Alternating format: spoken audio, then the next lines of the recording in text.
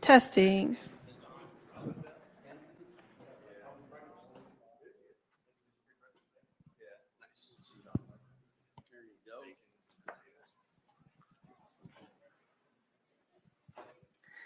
We'll get started in a couple minutes. I'm hoping my co-presenter shows up. If not, then it's me. It's the me show.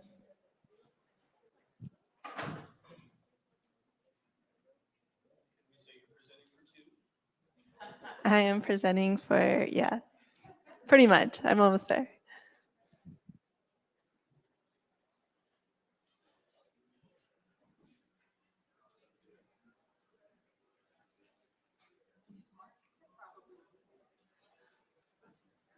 It's fine. All right, well, let's just get started. Oh,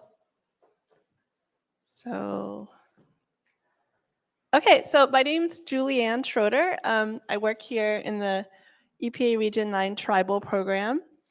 I am a GAP, General Assistance Program Project Officer. And you might have also seen my name because I work a lot on RTOC coordination. So I'm going to talk today about the 2022 GAP guidance. There's been some changes from the 2013 GAP guidance, which I think are important to cover. The new GAP guidance offers, I should say the latest GAP guidance is not so new anymore. It's a couple years old. But the latest GAP guidance offers a lot more flexibilities. So just a quick overview. This is really delving into GAP, but it's a quick overview of what GAP is. So GAP stands for the General Assistance Program, and it is intended to fund environmental program capacity building activities for tribes, as well as solid waste implementation activities.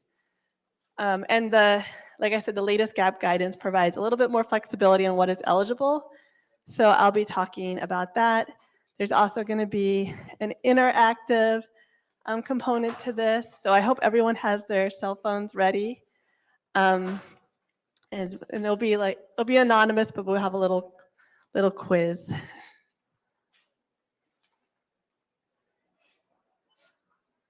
So here's the language. So we get this question a lot. What do we mean by capacity building?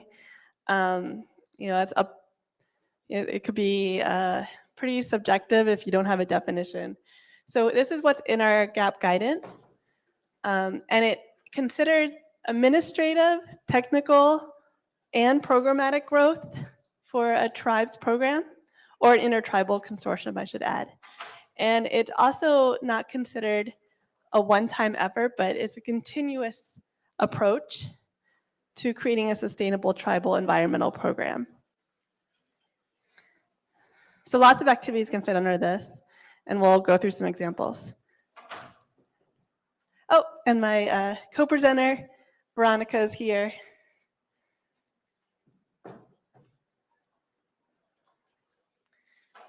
So the 2022 GAP guidance offers some more clarity on what things are eligible. Some things it wasn't too clear if it was eligible under the 2013 guidance. And so examples include ongoing administrative functions. Those are eligible under our 2022 GAP guidance. Recurring community outreach events, recurring meetings and trainings, ongoing inspections. So there is a little asterisk there. I'll cover that. And ongoing monitoring activities. And that asterisk is just saying that if you're doing inspections or monitoring activities in a certain area, that's allowable up to the point of program delegation. And what do we mean by program delegation? That's usually when the tribe acquires treatment as a state, and they've also acquired approved standards. So the example there is water, like doing water monitoring. You could do that up to the point of having water treatment as a state with approved standards. Other things to note, the difference between the 2013 guidance and the 2022 guidance is capacity indicators. So we'll talk a little bit about what those are, but they used to be required in all the GAP work plans. And now, in general, they're required in your EPA tribal environmental plan. The exception is if you're an intertribal consortium. If you're an intertribal consortia, you need to have your indicators. Still need to have those indicators in the work plan since a EPA tribal environmental plan is not required, or an ETEB. And then participation in NEPA reviews, there's more guidance provided in the guidance too, and we will cover that as well. So we have a lot to cover.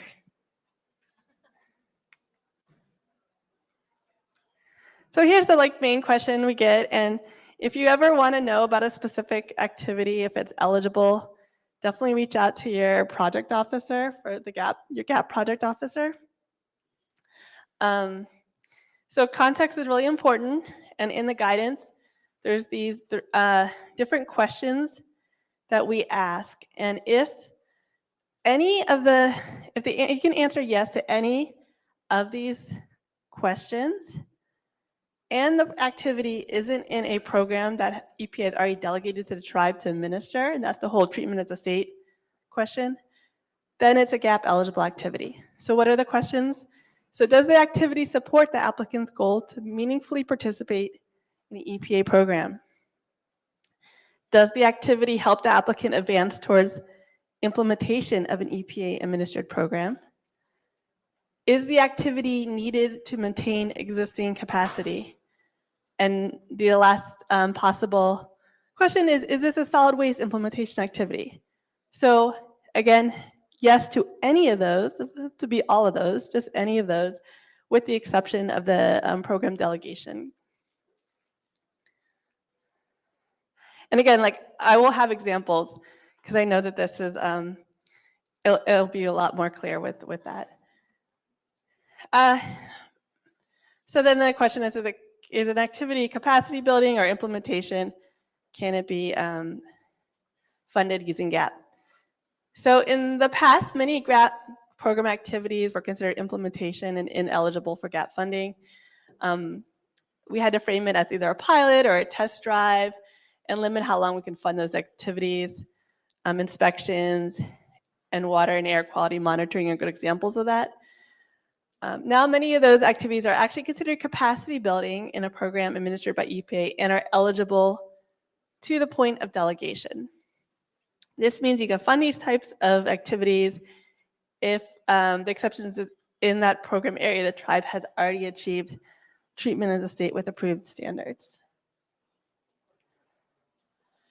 So here's a real life example. So this tribe has the Clean Water Act treatment as a state status, but they have not yet submitted their water quality standards to EPA. Therefore, the tribe has not been fully delegated the program and continue to use GAP to do water sampling to develop their standards. And this is an example of an approved commitment within a GAP work plan that would have previously been considered implementation, but now is eligible under the latest GAP guidance. So the manager and our coordinator will help the water quality manager with surface water monitoring during the months of March through October. This monitoring will support developing water quality standards and provide backup support in the event of staff turnover. So what if I do want to do some activities that fall under a program that has been fully delegated to the tribe? There are still some exceptions. If you're developing standards for a new land parcel or addressing a new pollutant, you could still justify that as capacity building. Or you can also request approval from AIEO, that's our headquarters counterpart. And that activity would not be able to exceed 4 years. That's the whole doing a pilot or test drive. I also want to bring up Indigenous knowledge because that's something that's newly referred to in the latest GAP guidance. GAP eligible activities may include culturally relevant environmental education, certain aspects of natural resource vulnerability assessments. So there's many GAP allowable activities that both protect the environment and help preserve culture. And we also, I think this PowerPoint will be available on the conference website, right? Yeah, so there's a link there, but we also, in our region, developed a document we got feedback from RTOC to support tribes in being able to include gap-eligible cultural activities in their work plans. Okay, so let's do some test your knowledge and try to learn through some interaction. So it's not death by PowerPoint. So there is a QR code. There's also, I also did some printouts, so they're in front of you as well. If you can put the results up. Oh, okay, cool. Okay, yeah, we can give it 30 seconds anyway.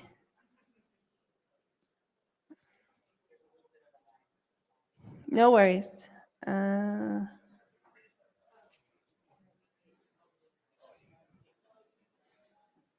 I have one on each table.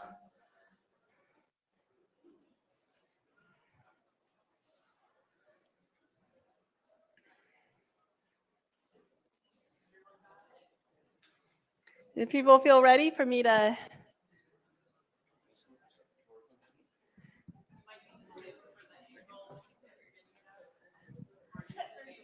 There's also, you can also manually type in the link. It's not too long if you're having QR issues.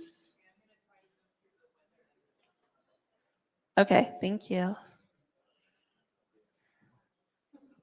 Sorry, this part's a little clunky, but I think it's worth it.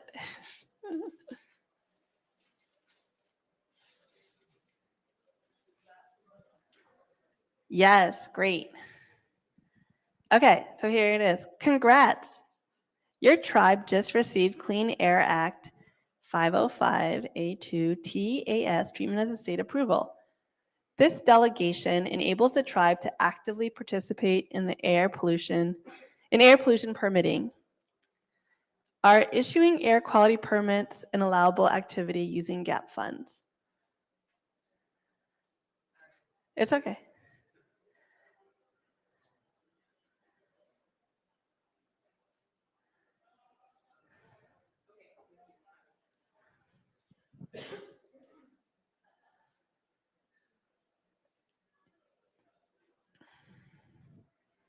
Okay, it looks like it's still moving, so I'll give it another second.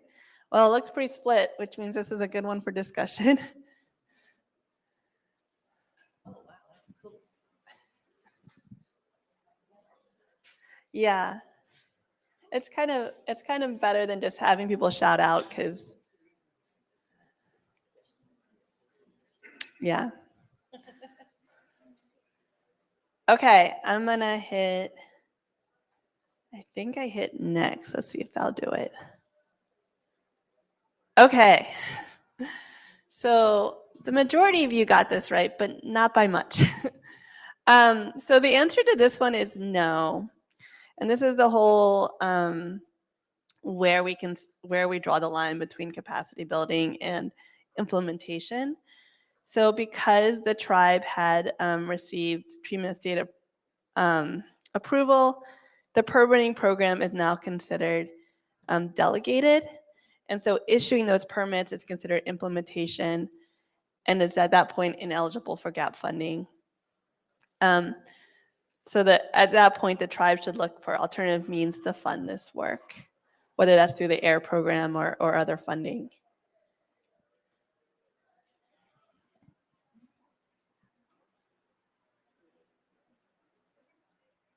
Are there other questions about that? I mean, the confusion might lie, maybe a lot of people aren't familiar with, 505A2. You gave the example of, okay, if you've been delegated. Sorry, thanks, Adam. I should know this. The discretion or the uncertainty might rely on that, or might surround that. Sorry, I can't now talk now that you've given me a mic, Adam. 505A2, people may not be super familiar with that air permitting program. So like you gave the example of water quality standards. Okay, you've been delegated the authority, but you haven't yet established your standards. And so you said it's still a gap eligible activity for capacity building. In the 505A2 program, once you've been delegated that authority for air pollution permitting, you are expected to have then stood up the program and are ready to issue permits. And so that's why it is not gap eligible. Right, yeah. So, thank you. It's a good clarification.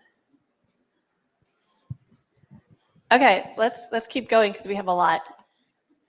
Oh, hold on. So I want to do this on my phone. I got too much stuff running. All right, pull up your phones again.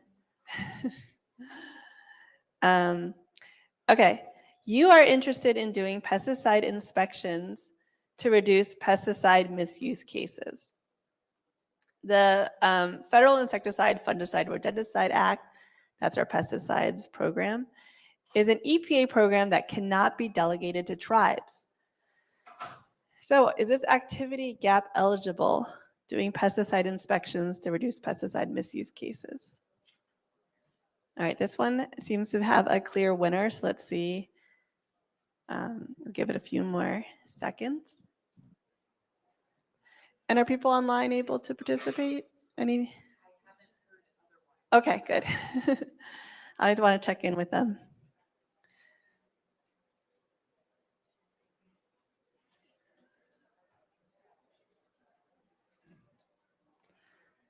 Okay, so let's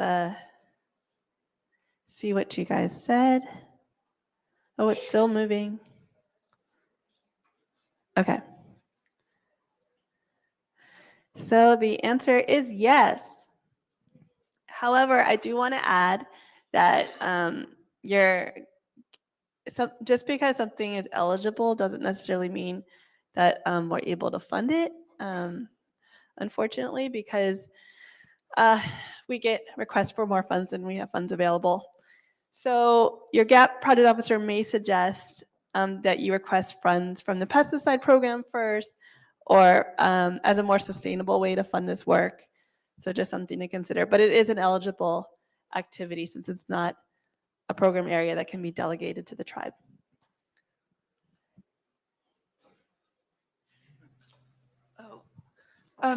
So saying that it's can't be delegated to a tribe, does that mean tribes are not allowed to apply to that program, or they would just be applying with everyone else? I don't You understand. want to talk about the delegated regulatory part. aspect of this? She's asking about delegation. So you could apply for pesticide funding to do inspections and stuff. It's just that Well, can you repeat the question? Where's So the question is saying that the Federal Insecticide, Fungicide, Rodenticide Act program is a EPA program that cannot be delegated to tribes. I was just wondering, what does that mean, cannot be delegated? under They can't the, apply to that program? They can't apply for funding for that program? what it means is that the program can't be delegated to tribes like water and air can. So because that they can't have, that's through the statute that it's designated that they don't have that delegation. Like they can't get treatment as a state for Correct. that, basically. They can still do the program, they just can't function under that. So I was going to say, there's another one. There's a couple like that. Pesticides is one. Yeah. And so you can still have the program. That's the kind of the crux of the whole gap guidance eligibility, is that if there's no way for you to get delegation, then you can have it be gap eligible. It's an automatic eligibility thing for gap if you can't have it delegated. So it's a good way to kind of tell the difference between having, a gap eligible pesticides thing, and like Rob was talking about with the air, because air can be delegated, and then once you get all that in place, then you can't have it be gap eligible anymore. So would it be only states that are delegated under that program or something? As far as pesticides go, Yeah. I'm not sure about the state delegation. I just know that tribes don't have it. But there is, I know there is funding for tribes under the FIFRA program. I know they do fund tribes for their pesticide, both outreach and education, and also inspection work. Yeah, I guess I'm just trying to understand what the word delegated means in that context.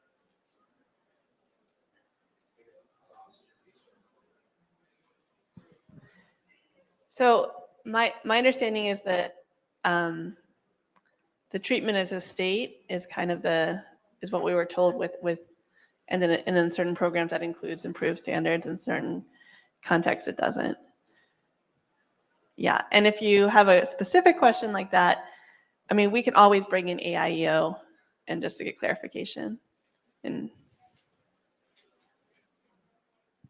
It would mean that you would have your own standards and that you would apply those standards accordingly, as opposed to having to use the federal standards. That's what Okay. delegation means. Okay. Thanks for clarifying that. Sure. okay, let's keep going.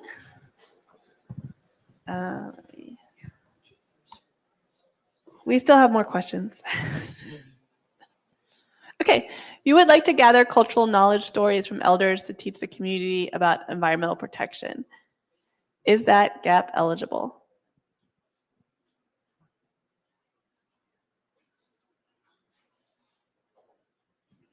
I'll wait till it gets up to, let's see, I can see the number of participants. Maybe I'll wait till it gets up to a certain number.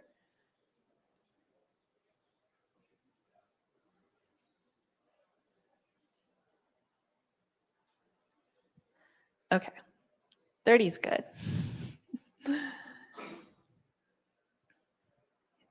Yes, Indigenous knowledge is discussed in the latest GAP guidance, and this activity will support the tribes to meaningfully participate in environmental education. Okay, next one. The tribe wants to use tribal funds for a ground disturbing economic development project. You want to make sure that the project won't affect tribal cultural resources. Can you use GAP funds to coordinate with your tribal preservation officer?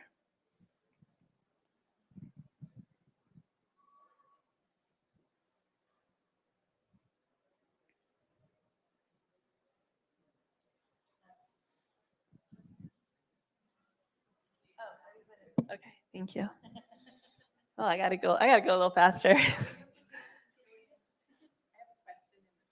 Okay.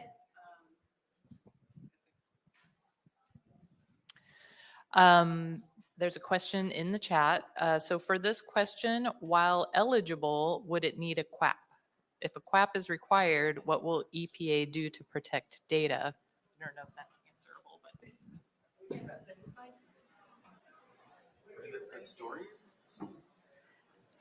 I'll try to clarify which question. Okay.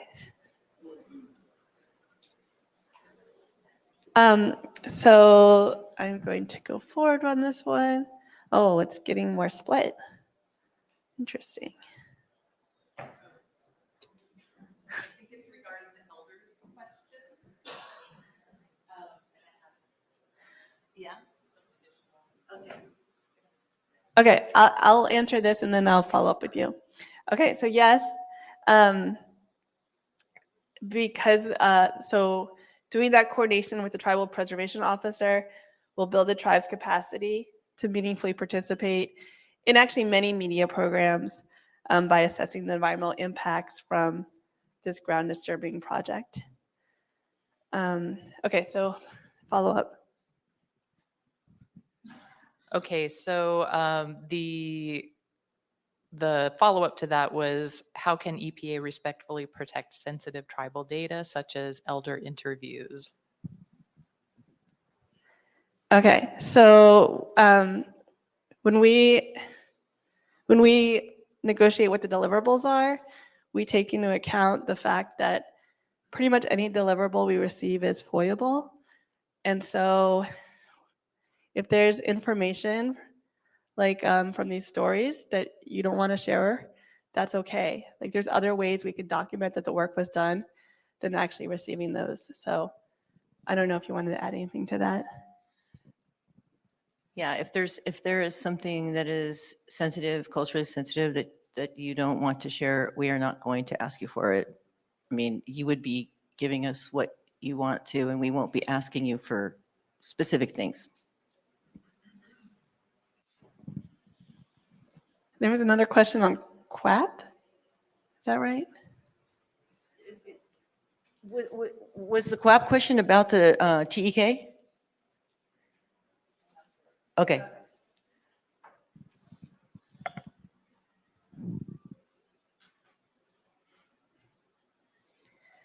Okay, I'm gonna go to the next.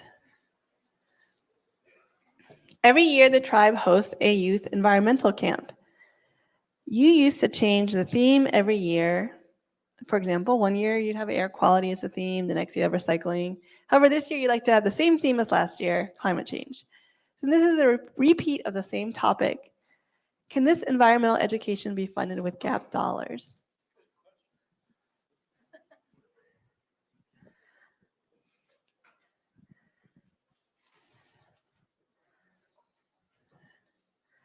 I actually kind of like it when there's disagreement because that shows it's a learning moment.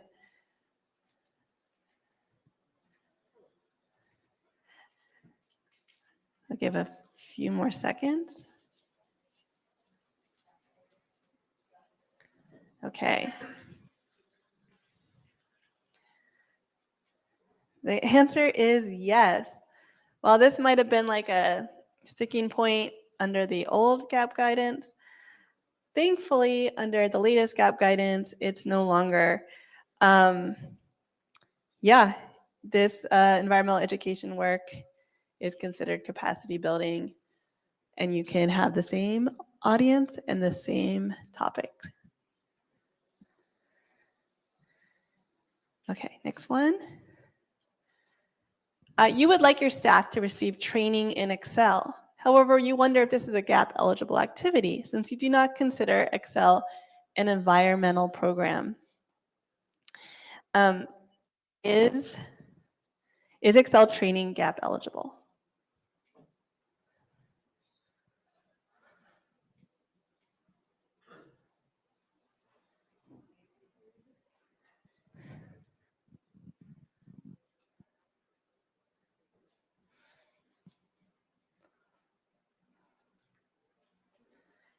Okay, I'm gonna get next. Yes. Learning some of these computer programs it's vital for your environmental program, for your environmental program to function. And these sort of trainings are considered capacity building, even if it's not environmental program topic specific. Okay, back to the slideshow.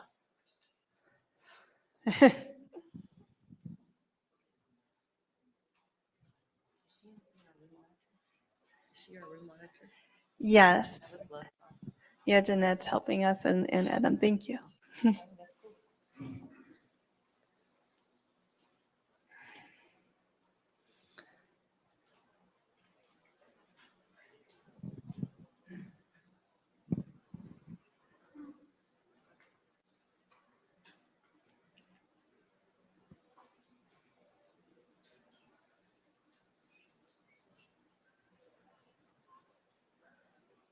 Okay, and next slide.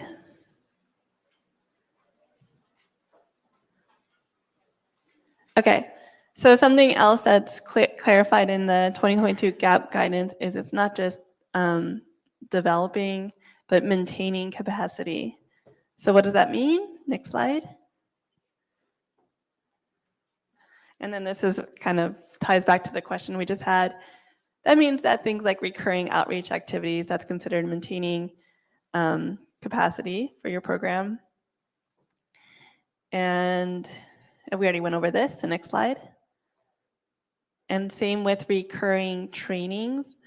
Recurring trainings are actually really important.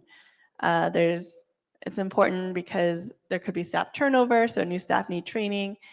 Lots of technology is ever changing. A good example is GIS. I had GIS training like 15 years ago, and I know that I would be lost. And then just having refreshers, especially on the safety side of things, emergency response, hazardous waste, those are really critical as well, and that's all GAP eligible. And then just a note that Veronica brought up was ITCA has many free recertification trainings, so make sure you check them out. Next slide. Also, administrative functions are valued and supported through GAP. many of the GAP approved work plans have of a whole administrative component. And that can include establishing policies or procedures, record keeping, lots of internal meetings that you have to have your program function, both with your team, your environmental program team, or maybe meeting with council or leadership. So these are ongoing activities that are critical and considered capacity building. They're important to maintain your program's capacity. Next slide. Hold on one second. Let me see if I want to do another quiz here. Just for time's sake. Yeah, let's keep going. Okay, let's talk about capacity indicators. So they are considered milestones. So here's an example of one. These are found, there's actually a reference document that goes with the GAP guidance that has a list of the capacity indicators. So this one is about establishing partnerships with non-government entities. And then how would we define that indicator as complete? If the recipient has documentation of a partnership agreement. That's just an example. We used to require these to be put in the work plan, but that's no longer the case for most grantees, the exception being Intertribal Consortium. So now these capacity indicators instead are required in your EPA Tribal Environmental Plan. ETEB. What is an ETEB, you might ask? It is a required document to get GAP funding. It's a 4 to 5 year strategic planning document, and it provides your tribe's environmental program priorities.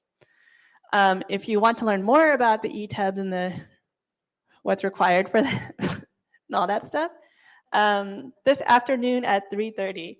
So there's going to be a session, I think, with PJ and Willard. Next slide.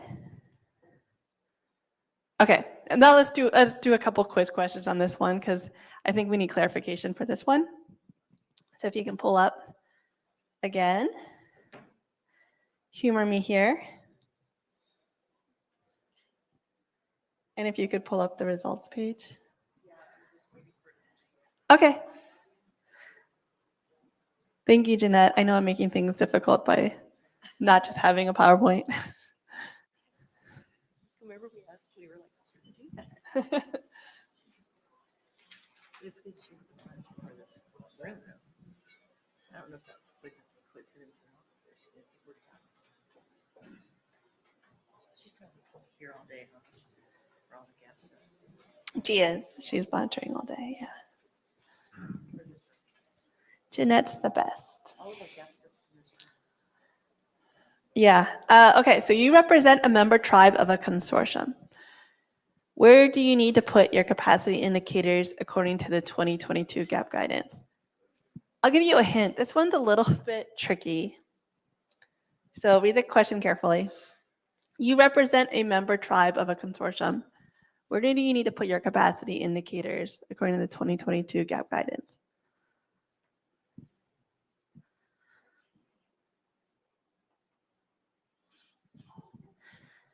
And you can be mad at me about this one.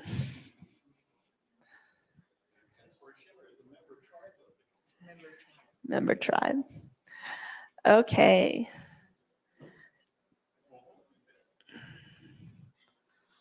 Oh, next. Yes, most of you got it right. Great. In your ETEB, in your EPA Tribal Environmental Plan, because you are a member tribe, you're a tribal applicant. That's where you would need to put your capacity indicators. Okay, next. You represent a tribal consortium. Where do you need to put your capacity indicators according to the 2022 GAP guidance?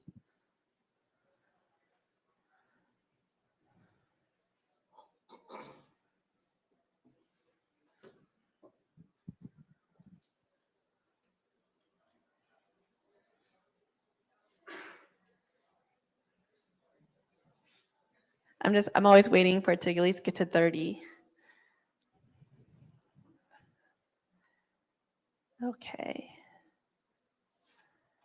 Yes, correct. In your work plan. Okay, back to the PowerPoint. 15-minute warning. Thank you. Yeah. I know, we could really spend all day talking about GAP.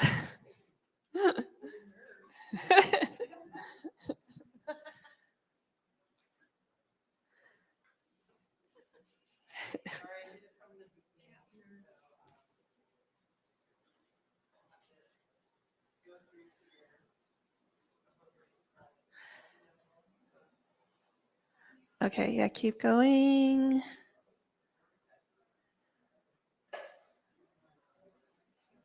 Here, construction. This one comes up a lot. This one's no fun. Okay, construction. Construction activities are generally not allowable under GAP. And I say that because that language is actually in our 2022 GAP guidance. But there are exceptions. Certain construction activities may be allowable. Here are some of the examples. Building office space, building, repairing, or upgrading solid waste facilities, funding construction feasibility studies, any construction activity that's considered necessary. Now, that's a high standard, so that's why I underlined that word. Necessary to build your tribe's environmental protection program capacity. So we at the regional level actually don't make a determination of if the construction activity is eligible. So you would put that in your proposal, and then we would actually send it to AIEO, to headquarters, American Indian Environmental Office, with the justification of what the request. And also you have to include in there provisions for compliance with NEPA. So it's there's a couple of steps you would have to take here. Next slide. So NEPA, this is a fun one too. NEPA is our National Environmental Policy Act. And it talks about the impacts of projects to the environment that are funded using federal dollars. There are some NEPA activities that can be funded by GAP. And so I'm listing them here. One is if a tribe wants to review NEPA documents from other government agencies for an action that may affect tribe or tribal interests. So that time spent reviewing those documents is eligible for GAP funding. Also, if there is an activity and the tribe wants to prepare the environmental information and documentation for EPA, that's something that could be eligible. Also, a tribe filing a categorical exclusion. So that we have categorical exclusions for certain activities, so you don't have to go through the full-fledged NEPA process, and because it's considered not having a significant impact on the environment. Also, if you're interested in training on NEPA, those are all things that are eligible. What's not eligible is we can't fund actually the tribe preparing an environmental assessment or an environmental impact statement. And that's because it's considered EPA's responsibility, our direct use in performing a federal responsibility. So there's a lot of nuance there, and I don't think we have time to really get into it. And the 2022 GAP guidance does not get into it. But you can ask us as project officers, and we have some good contacts also at headquarters to help answer the questions about NEPA and what can and can't be funded. And actually, even this past year, we've learned a lot about that, and also made some good contacts on that. So if you might not have had your questions answered in years past, we'll hopefully be more helpful this time around. Next slide. Okay, so how are we doing on time? Okay.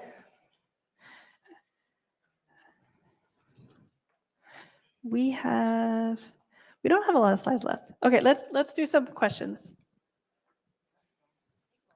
I think we're almost done anyway.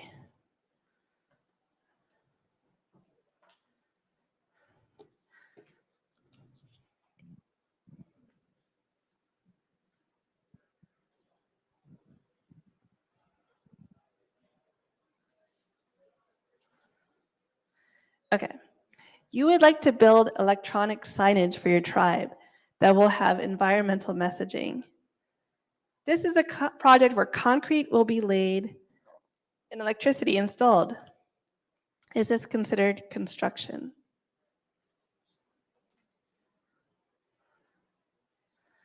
And this is a real life example. We tried to pull in as many real world examples as we could, because that's always where the nuance is.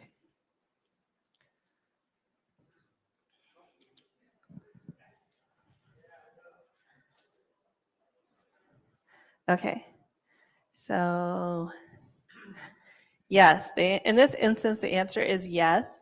If the sign is plug-in ready with an existing foundation, then it would not have been considered construction. But in this instance, it would be. So follow-up question, are the construction costs for an electronic sign gap eligible?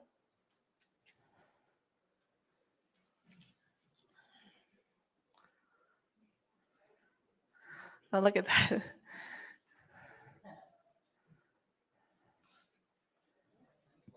It is fun to watch.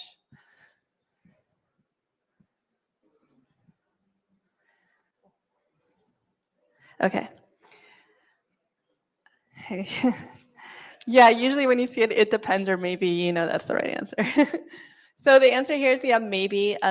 So AIEO would need to consider the signage as necessary for the tribe to build its environmental program capacity. So there has to be some pretty strong justification for it. And you would need to request approval with justification from AIEO, since this is a construction cost. So you would work with your PO to request that approval. And then a follow-up question here. Will preparing the NEPA documents for this construction project be gap eligible? This is another one that's nuanced.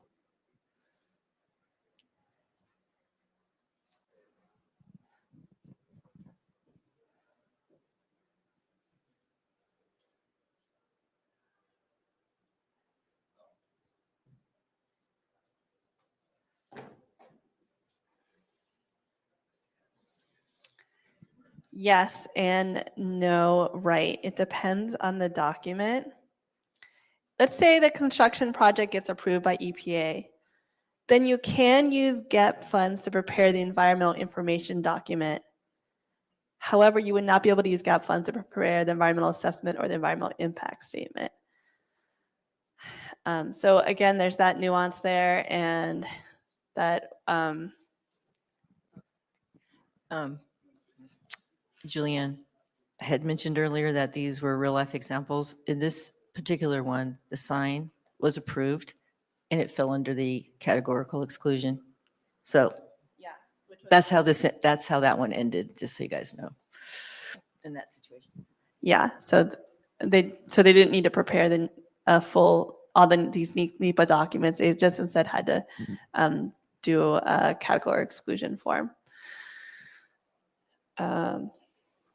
Okay. Next, I'll do next question.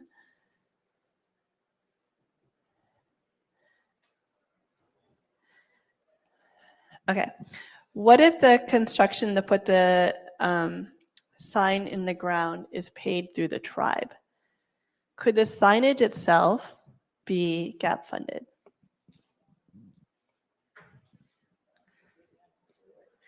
What's that?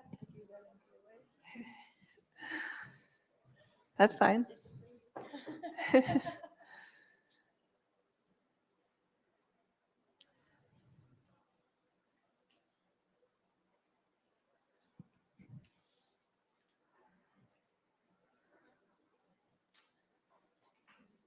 Yes, the answer is yes. This is often a tactic that is used where certain aspects are funded through GAP and then others are funded through the tribe, just to reduce some of the administrative burden of the construction requirements and NEPA requirements. Do you have anything to add to that? If something you want to do doesn't fall under the categorical exclusion and you don't want to wait years to have your project approved and your construction costs that need to be approved are not huge, we've had situations where tribes would just pay those costs. GAP can pay for the materials to complete the project, but the construction part, as far as the labor to put it in, would be paid by the tribe. And then that way the NEPA wouldn't go into effect. We wouldn't have to follow it. What's up? What's that all about? All right.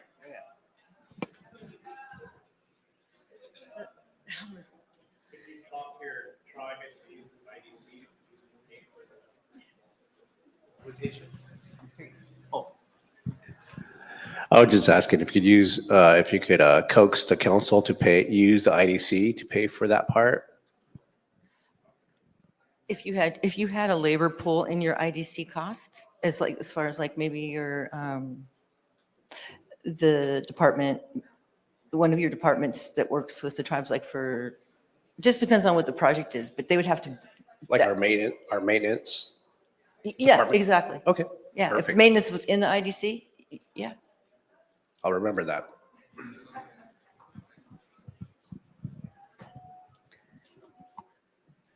Okay, I'm going to do another question. Let's keep going. You are interested in using GAP funds to build a transfer station on your reservation.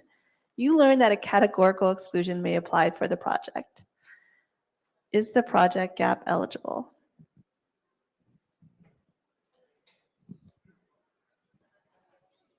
By categorical exclusion, again, we're referring to a NEPA categorical exclusion. Okay, thank you.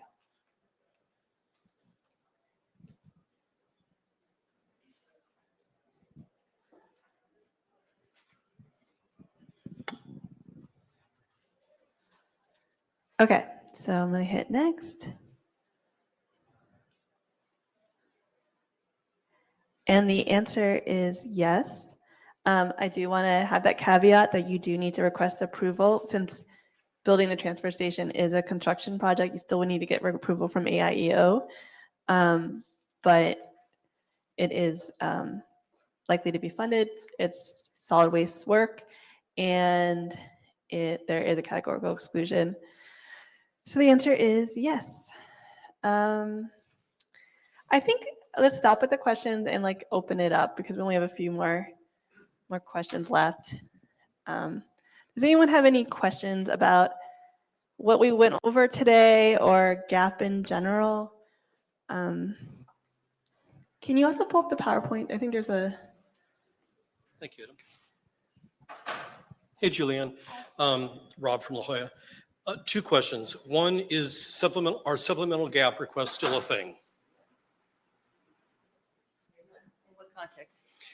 Well, you used to be able to put in your regular GAP proposal, and then if you had maybe a fairly large cost or very detailed project, you could put in as a supplemental GAP request. It all goes together, and sometimes if it's determined if there's funding availability for that, it falls into that category internally, but not externally. Okay. You would put it all in your budget. And then we would talk to you about we might not have funding for this, but you have expressed a need for it. Yeah. So now that we are aware that you want it, we will get it. As soon as funding comes in for it, we'll consider it. So does that help you? Sure. You wouldn't call it a supplemental though. And then the second question was regarding when you were kind of talking about NEPA, for a construction project, and you mentioned that, completion of certain NEPA required documents may be eligible.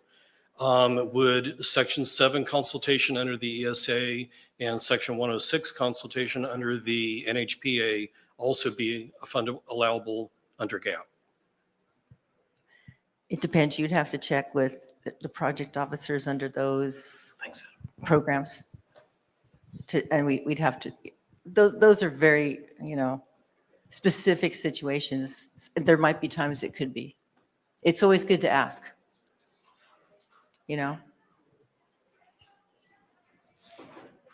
Hi, Lance Fink, North Fork Rancheria, Mono Indians. So you mentioned getting the Tribal Heritage Protection Officer involved on construction projects. Would that extend out to cultural monitors? What did we decide about cultural monitors, about allowing for paying for those? I believe that they have been, but I want to say that for the most part, we don't cover them. But again, talk to your project officer about that so we can come to some sort of resolution on how to fund them if you need that to happen. Because every situation is different. But we will follow up with you to get a definitive answer on that one, because that doesn't come up very often. So if you want, let's talk after and we can find a exact answer for that question. Okay. Thank you. Hi, this is Sally from Big Pine. Hi. I guess I've been in it a while and thought that we have 1 point so many FTEs and that those are, specific people delegated to work on GAP.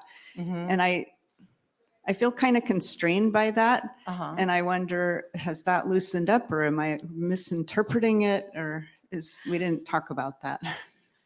Maybe it's a whole nother subject, sorry. There really is no designated number for GAP FTE. The number that you need to be able to do everything that you need in the work plan you're proposing is the FTE that matches up with the activities in your work plan.